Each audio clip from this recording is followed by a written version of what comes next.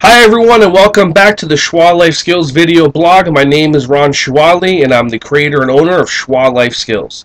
Today we're going to be talking about what to do with a child that is needing to be disciplined. If a child doesn't listen, and sometimes we put them in timeout or sometimes we put them over into an area where they have to sit outside of the area they were playing, what do we do with the child?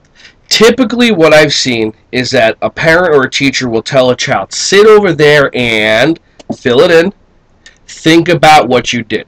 Now think about this. You have a child that just displayed a negative behavior. They go and they sit in the chair or they sit on the stairs or they go to their room and they think about what they did. I just pushed mom. I just pushed mom. Probably could have pushed her harder. Probably shouldn't have done it when dad was paying attention. Maybe instead of pushing mom, if I push my little brother, I'll be able to get away with it more. That is doing the same exact thing as telling a bank robber to go sit in your jail cell and think about what you did. A bank robber sits in their jail cell, probably could have used 2 more men on the crew, probably should have done it at night, shouldn't have brought mom with me. You get what I'm saying. If you have somebody go into a certain area and just think about what they did, all they're going to be doing is reinforcing that same behavior, and that's the problem.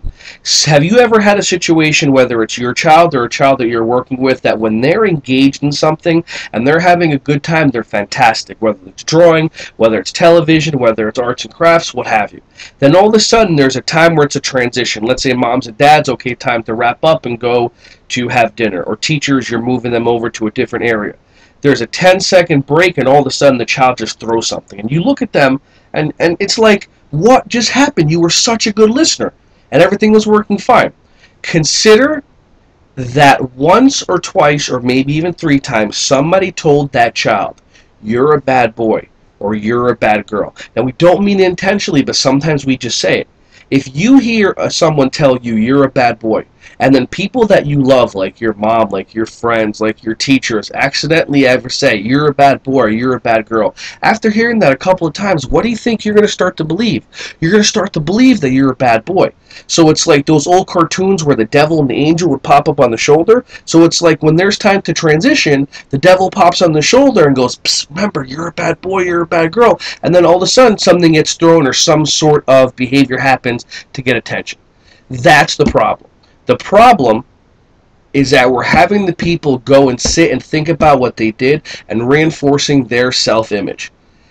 In the 60s and 70s, there used to be a plastic surgeon by the name of Dr. Maxwell Maltz.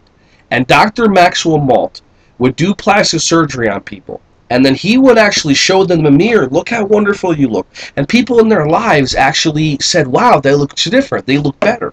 But some of the people that actually had the plastic surgery didn't see the difference. And the problem was that they had this self-image that's so ingrained in the back of their head that no matter what they see in their eyes, they can't tell the difference. You know some people that have a self-image that they can't have any money. So no matter how much money they save, it's gone. When they get the tax refund, their money around the holidays, that money's gone. All of a sudden their self-image comes back and it goes, okay, fine, I don't have money, now I feel good. You know people in your lives that their self-image is that they can't be loved. You know just basic psychology. If you don't love yourself, it's hard to let other people love you. In our yogarati, in our martial art programs, we have something called big hugs, where we have the kids take a deep breath in, and they breathe out, and they give themselves a big hug, and they say, I love you, me. I challenge you to do that, to give yourself a big hug once a day. So, these people that don't have the self-love for themselves, all of a sudden they get into a relationship with somebody and that person starts to like them a little too much and their brain goes, well, I don't love myself and you're starting to love me, so if you're starting to love me, there's got to be something wrong with you. So if there's something wrong with you, you'll eventually break up and dump me, so I'm going to dump you before you dump me so I can feel better about myself, and then how come I can't be in a relationship? You know somebody like that? I think we all do. What we have to do is we have to go the opposite direction. We need to have them do meditation.